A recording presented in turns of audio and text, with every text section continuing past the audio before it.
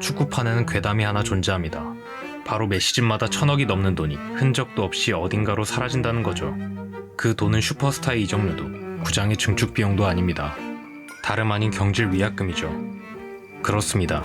PL의 클럽들은 자신들이 고용한 감독들에게 제발 우리 팀에서 나가달라고 빌면서 매 손흥민 선수의 10년치 연봉을 땅에 버리고 있는 겁니다. 이유는 단순합니다. 클럽이 실패하면 팬들과 보드진은 감독이 재앙이었다고 결론 내리고 뛰어난 명장을 데려오면 모든 게 달라질 거라고 굳게 믿고 있기 때문이죠. 그러면서 감독이 재앙인지 명장인지 나름의 기준으로 판단하기 시작합니다. 전술이 얼마나 트렌드한지, 트로피를 들어올렸는지, 빅클럽 경험이 있는지. 하지만 여기에 반박하는 완벽한 발레가 있다면 어떨까요? 15년의 커리어 동안 재앙과 갓동 사이를 오가면서 팬들을 미치게 했던 남자, 바로 루이스 엔리케, 현 PSG 감독입니다. 지금 시점에서 새 감독으로 엔리케를 마다할 팀은 거의 없겠지만 그도 어떤 클럽에서는 무전술 루재앙이라는 소리를 들으며 쫓겨났습니다. 우리는 감독이 명장인지 재앙인지 어떻게 판단할 수 있는 걸까요? 대체 축구에서 감독이라는 존재의 본질은 뭘까요? 그리고 어떻게 한때 재앙이라 불리던 엔리케는 지금 모든 팀이 탐내는 감독이 되었을까요?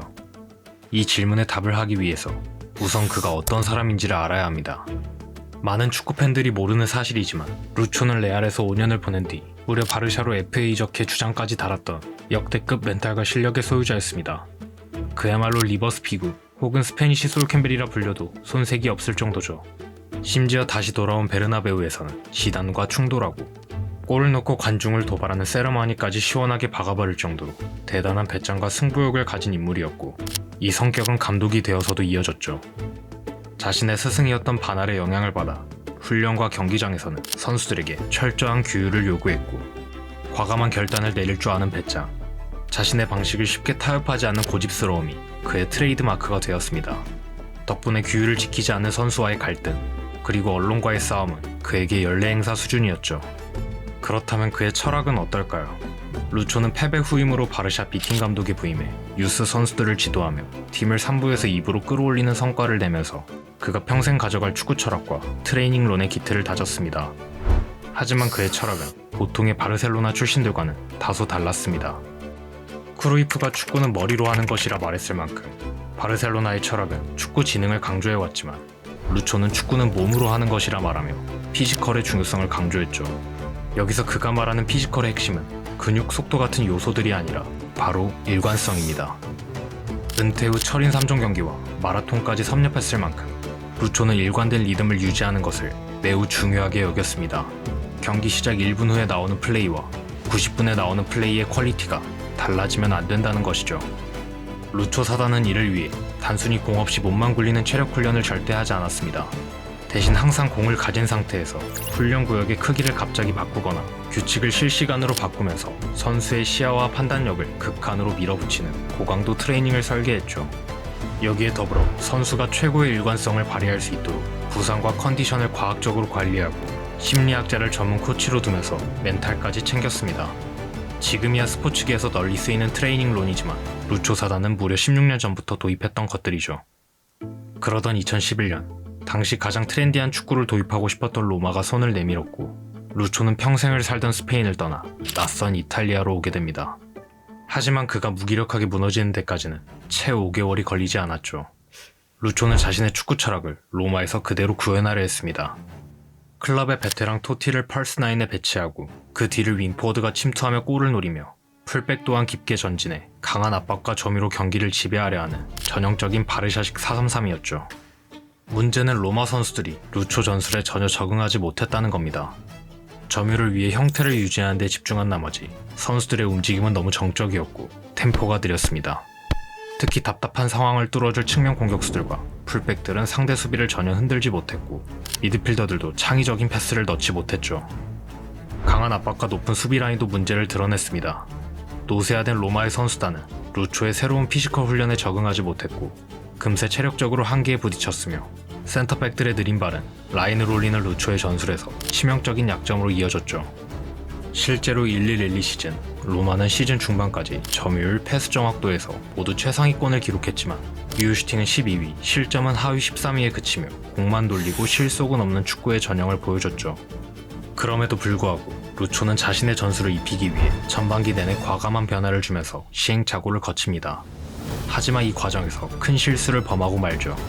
토티를 선발에서 제외하는 결단을 내린 겁니다. 당연히 지역 언론은 난리가 났고 루초는 토티가 50살까진 뛸 순 없다. 내 방식이 맞다는 철저히 그다음 발언으로 논란에 불을 붙여버립니다. 고작 외부에서 온 감독이 절대 건드려선 안 될 선을 넘은 거죠. 경험과 환경에 대한 이해가 너무 부족했던 엘리케는 이걸 관가했습니다. 선수단은 와해됐고 언론에게 엄청난 압박을 받게 되면서 결국 한 시즌 만에 팀을 떠나게 되죠. 로마에서의 처참한 실패는 루초에게 많은 것을 가르쳐줬습니다.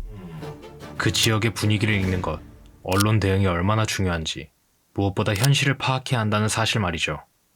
그래서 루초는 그가 익숙했던 스페인으로 다시 돌아와 셀타 비고의 감독직을 선택합니다. 당시 셀타는 이아고 아스파스라는 에이스마저 떠나버린 강등권 팀이었죠. 그리고 루초는 로마에서의 실패를 반면교사 삼아 철저하게 현실에 맞는 팀 운영을 시도합니다. 그가 이전에 지도했었던 바르셀로나 B팀 선수들을 싸게 임대 영입하고 젊고 기술 좋은 선수 위주의 라인업으로 강한 압박, 빠른 역습 위주의 경기를 펼치려 했습니다. 자신의 트레이닝과 전술을 수행할 수 있는 선수들을 현실적인 조건 안에서 구한 것이죠. 그리고 무엇보다 팀의 체급을 고려해 무작정 점유를 시도하기보다 상황에 따라 수비 라인 높이를 조정하며 실리를 챙겼고 팀의 공격력을 극대화시키고자 철저하게 공격수들을 중심으로 전술을 조정했습니다. 무작정 이상만을 추구하지 않고 현실을 파악하고 실리적인 선택을 하는 방법을 터득한 것이죠. 그렇게 루초는 전 시즌 강등권이었던 팀을 9위에 올려놓고 이를 바탕으로 마침내 꿈에 그리던 바르셀로나 감독이 부임하게 됩니다. 하지만 바르셀로나는 전혀 다른 문제였습니다. 루초가 바르셀로나로 부임할 당시 기대보다는 우려의 시선이 더 많았죠. 로마에서는 처참하게 실패했고 한 시즌에 불과한 셀타에서의 성과 역시 스타 플레이어들과 언론의 압박이 가득한 바르셀로나의 감독을 맡기에는 부족했습니다. 심지어 당시 바르셀로나는 펩 이후 티토 타타로 이어지는 두 감독 모두 실패하면서 완전히 그 사이클을 잃어버린 상태. 선수들의 피지컬과 체력은 망가져 있었고 큰 기대를 받고 영입된 선수들은 애매한 활약을 펼치면서 팀의 밸런스가 크게 망가져 있었죠. 그럼에도 불구하고 엘리케는 첫 시즌 만에 역사적인 트래블을 기록해버립니다. 기존에 자신이 갖고 있던 강점에 로마와 셀타에서 새롭게 얻은 경험을 통해 문제들을 정면 돌파해버렸죠. 루초 특유의 강단과 과감함도 큰 도움이 됐습니다. 그는 보드진에게 세스크를 과감하게 방출할 것을 요구했고 노세아가 시작된 차비를 대체할 자원으로 라키티치를 영입, 전방에 고강도로 뛰어줄 수 있는 수아레즈를 영입하며 공격과 중원의 에너지 레벨을 끌어올렸습니다. 그럼에도 여전히 과거의 이상적인 바르셀로나의 축구를 수행하기에는 부족하다고 판단한 루초는 실리를 챙기는 선택을 합니다. 바로 팀 전체의 시스템을 철저하게 MSN 중심으로 구성해 이들의 효율을 극대화하는 방향이었죠. 그는 바르샤 특유의 중원을 거치는 느린 빌드업 대신 측면을 통한 직선적인 루트에 집중합니다. 전방으로 빠르게 패스가 연결될 수 있도록 미드필더들과 수비진의 발방향을 맞추고 중원이 볼에 많이 관여하기보다는 좌우의 넓은 공간을 활발하게 움직이면서 연결고리 역할을 수행했죠. MSN을 더 높은 위치에서 더 자주 공을 만질 수 있도록 만들어 공격진들이 날뛰기에 최적의 환경을 조성했죠. 하지만 편한 환경을 조성해준다고 해서 그의 엄한 성격이 편해진 건 아니었습니다. 시즌 초반 메시가 훈련 규율을 어기자 그의 태도를 지적하며 갈등이 생겼고 메시가 훈련을 불참하며 첼시 이적설이 생기던 일도 있었죠. 더불어 루초 특유의 전반기도 여전했습니다. 엘클라시코에서까지 패배하면서 비판을 받기도 했죠. 하지만 그 결말은 로마 때와는 달랐습니다. 바르셀로나 출신이었던 루초는 클럽 내부인들과 분위기를 잘 알고 있었기에 이들과 소통하며 갈등을 잘 봉합했고 메시의 이적설로 들끓던 언론 역시 능숙하게 잠재웠죠. 또한 클럽의 레전드였던 그는 전반기 성적에 대한 압박을 어느 정도 피할 수 있었고 선수들도 새로운 트레이닝론과 관리에서 오는 긍정적인 변화를 체험하면서 그를 따르기 시작했죠. 마침내 후반기 모든 포텐이 터지면서 28승 1무 1패를 기록하며 트래블을 달성하게 됩니다. 명장이라는 칭호를 얻게 된 그가 다음으로 선택한 것은 스페인 국가대표팀. 팬들은 그가 감독으로 부임했다는 이유만으로 스페인을 월드컵 우승 후보에 넣을 정도로 그가 반드시 성공할 거라 믿었습니다. 부임 당시 스페인은 바르셀로나와 비슷한 문제를 겪고 있었습니다. 델보스케 감독 아래에서 세계를 정복한 무적함대는 점차 노쇠화되고 있었고 특히 공격진에 마땅한 선수들이 없었죠. 엘리케는 이번에도 과감한 결정으로 세대 교체를 성공시킵니다. 체력이 뛰어나고 양방향 패스가 가능한 페드리와 가비를 주축으로 젊은 팀을 만들고 빈약한 공격진 대신 중원의 에이스들을 중심으로 새 판을 짰죠. 하지만 이렇게 과감한 선수 선발은 오히려 바르셀로나 선수들만 선호한다는 스페인 언론의 공격 대상이 되었고, 이에 루초는 지지 않고 기자들과 싸웠습니다. 심지어 트위치 방송으로 팬들과 직접 소통하기까지 했죠. 팬들은 좋아했지만 기자들은 칼을 갈며 임기 내내 루초를 흔들었습니다. 무엇보다 가장 큰 문제는 마치 로마 때를 보는 듯한 답답했던 공격력. 팀의 대응이 너무 고정적인 데다가 느린 템포로 인해 스페인의 공격은 예측하기 너무 쉬웠습니다. 공격수들의 역량을 극대화해 문제를 해결하던 루초의 방식은 공격수들이 빈약했던 스페인에서 시도조차 할 수 없었죠. 이렇게 전술적 플랜 A가 막혔을 때 이에 대응하는 플랜 B가 미흡하다는 것, 그리고 온도볼이 뛰어난 공격수의 개인 능력에 의존한다는 부분은 바르셀로나 말년 때부터 지적받던 루초의 약점이었습니다. 새로운 선수 수급이 어려운 국가대표팀의 특성상 결국 루초가 이끄는 스페인은 월드컵 16강에서 모로코에게 충격패를 당하며 처참한 실패로 끝나게 되죠. 3년 전과 달리 또다시 재앙이 되는 것이 아니냐는 의심의 눈초리 속에서 PSG에 부임한 루이스 엘리케. 파리에서의 첫 시즌은 그를 향한 의심을 거두기에는 다소 부족했습니다. 마치 스페인에서의 답답함을 재현한 듯 팀은 정적이었고 창의성이 부족했죠. 루초는 음바페 측면에서 중앙으로 침투하는 동선을 극대화하려 했지만 중앙 공격수들의 역량 부족으로 실패했고, 빠르게 방향을 바꿔 그를 아예 중앙에서부터 시작하도록 만들었죠. 이로 인해 중앙으로 쏠리는 상대 수비를 직선적인 발빠른 측면 윙어들이 공략하는 방식으로 시스템을 세팅합니다. 그리고 이를 통해 리그 우승과 컵대회 우승을 달성했지만 파리의 진정한 목표였던 챔피언스 리그에서는 4강에서 여정을 멈췄죠. 한계점은 분명했습니다. 음바페의 압박 능력 부족으로 인해 경기 지배력이 부족했고, 측면 위주의 공격 패턴은 시즌 후반으로 갈수록 맞춤 전술을 들고 나오는 상대에게 쉽게 익히고 만 거죠. 그리고 맞이한 두 번째 시즌, 엘리케는 지난 시즌의 한계를 돌파하려 또다시 노력하는 모습을 보여줍니다. 우선 지난 시즌 부족했던 경기 지배력을 더하기 위해 전반기부터 모든 선수들에게 1대1 수비를 요구하는 맨투맨 압박을 주입시켰죠. 또한 레알로 이적한 음바페 대신 덴벨레를 새로운 선봉장으로 세워 그의 장점을 극대화하는 것에 집중합니다. 덴벨레는 엄청난 스피드와 양발 능력을 가졌지만 정작 측면 좁은 공간에서 풀어나오는 세밀함이 부족해 반쪽짜리 윙어라고 불렸던 선수죠. 루초는 그를 측면이 아닌 중앙 펄스9으로 기용합니다. 중앙에서 그의 양발 능력에서 나오는 슈팅 능력을 극대화하기 위한 방안인 거죠.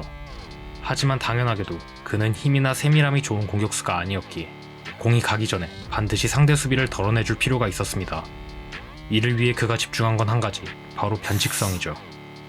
루초는 스페인과 파리 일기 당시 지적받던 뻔한 공격을 해결하고 덴벨레의 능력을 극대화하기 위해 후방 선수들에게 더욱 적극적인 오프더볼 움직임과 동료들과의 적극적인 스위칭을 요구했습니다. 원래 공격성이 있었지만 스토퍼로만 활용됐던 누누 멘데스가 박스까지 직접 침투하기 시작했고, 미드필더와 포워드를 모두 소화하며 온더볼이 뛰어난 두에는 측면과 중앙을 폭넓게 이동하며 수비의 시선을 흩뜨렸죠. 겨울 이적 시장에서 합류한 흐비차는 마지막 퍼즐이었습니다. 뛰어난 체력과 기술, 강한 압박 능력을 가진 그가 영입되면서 3톱 전원이 자유롭게 포지션을 바꿀 수 있으며 온더볼 능력이 뛰어나고 압박까지 가능한 자원들로 채워진 거죠. 그리고 이는 하프 스페이스에서 공을 받는 덴벨레의 양발 마무리 능력을 극대화시켰습니다.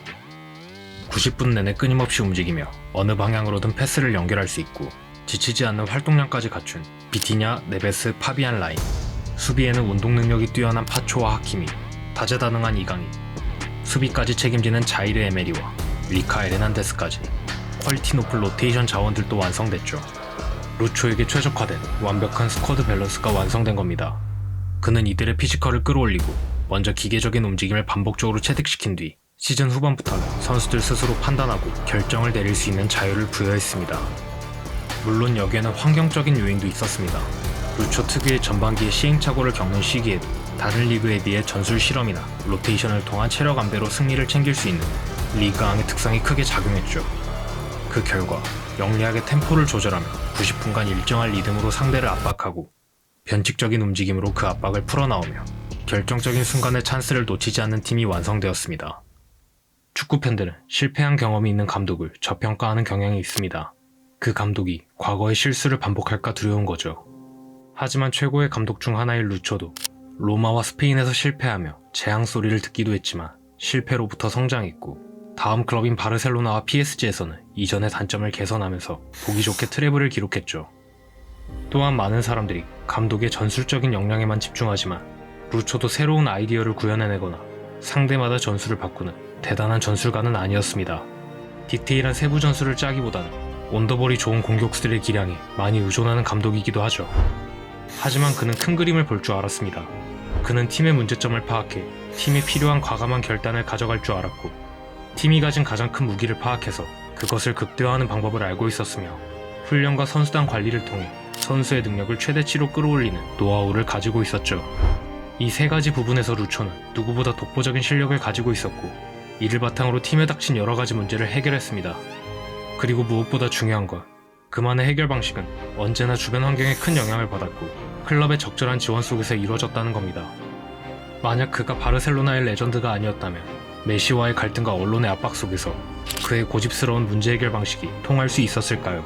만약 파리가 그에게 강하게 힘을 실어주지 않고 흡입차를 영입해주지 않았다면 트래블을 달성할 수 있었을까요?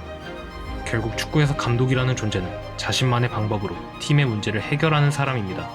그 방법은 감독마다 다르며 잘못된 방법으로 해결하지 못하는 경우도 생기죠. 동시에 애초에 그 감독이 해결할 수 없는 경우도 있습니다. 결국 좋은 감독을 고르는 것만큼 그 감독이 일할 수 있는 환경을 만드는 것도 클럽의 몫입니다. 어쩌면 우리가 찾고 있는 건 명장이 아니라 지금 우리 팀에 맞는 감독인지도 모릅니다. 시청해주셔서 감사합니다.